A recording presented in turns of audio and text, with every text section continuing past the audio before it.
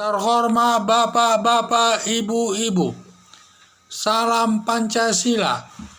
Bapak-bapak, Ibu-ibu yang melihat video saya ini, tolong jangan lupa subscribe, like, dan di-share. Sifatnya gratis. Saya akan mengomentari Presiden Jokowi mengancam akan meresapel kabinet. Jadi saya lihat ini dasar saya dari Metro TV, di mana pada saat itu Presiden Joko Widodo menyampaikan pandangannya kepada para menteri. Katanya kinerja para menteri ini biasa-biasa saja, tidak ada terobosan-terobosan kinerjanya untuk mengambil kebijakan demi kepentingan rakyat banyak. Katanya biasa-biasa saja semua. Jadi terobosan itu yang lakukan. Kata ada lagi katanya anggaran sudah dipersiapkan negara, tetapi para menteri tidak bisa menghabiskannya dan lain sebagainya, sehingga dianggap tidak kinerjanya kurang bagus. Apalagi katanya Menteri Kesehatan, dia sudah dipersiapkan 75 triliun untuk menghadapi virus corona, tetapi baru direalisasikan sepertiga. Jadi sangat kecil dari anggaran yang ada itu. Itulah anggaran, itulah yang saya lihat. Dia anggarannya sudah dipersiapkan 75 triliun, tetapi baru dilaksanakan 1,3%. Jadi ini saya lihat masih kecil sekali.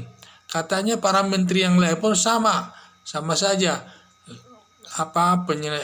Penerapan anggaran itu masih lama, yang berakibat katanya bahwa karena lamanya anggaran tidak direalisasikan, akhirnya masyarakat tidak bisa menikmati anggaran pemerintah itu.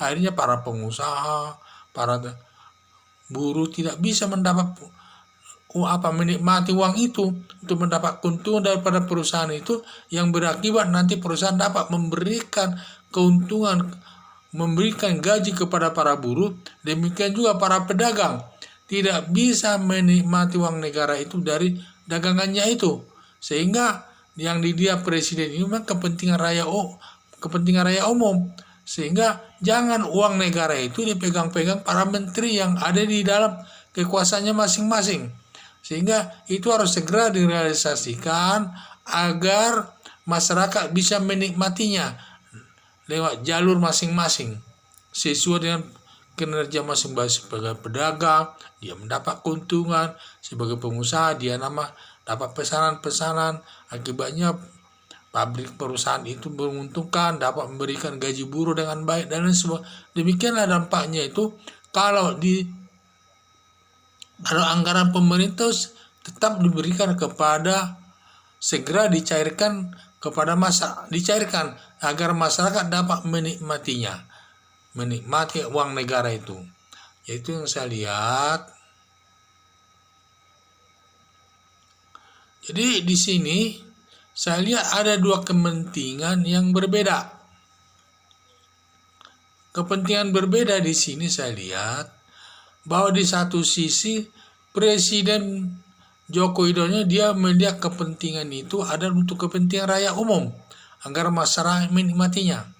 Tetapi di pihak para menteri saya lihat ada masalah juga, karena para menteri juga terlalu hati-hati dia menggunakan uang itu. Jangan sampai anggaran itu cepat habis, padahal virus corona ini masih jauh, belum tahu kapan kita berakhirnya.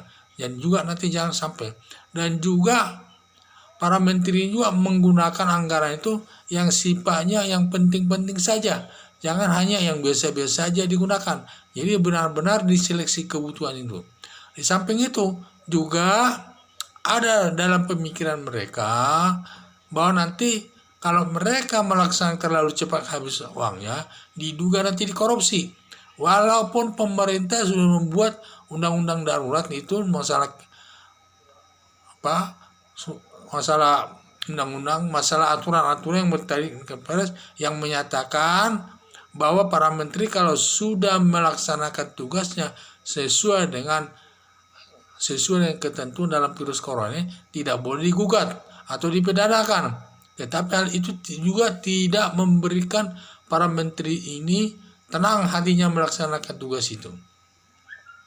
Apalagi banyak kelompok-kelompok yang tidak menyenangi pemerintah ini, yang selalu memberikan kritik yang tidak baik, selalu kinerja pemerintah selalu jelek. Jadi demikian juga selalu banyak tudingan jelek-jelek, terutama kinerja presiden katanya jelek, termasuk juga para menterinya.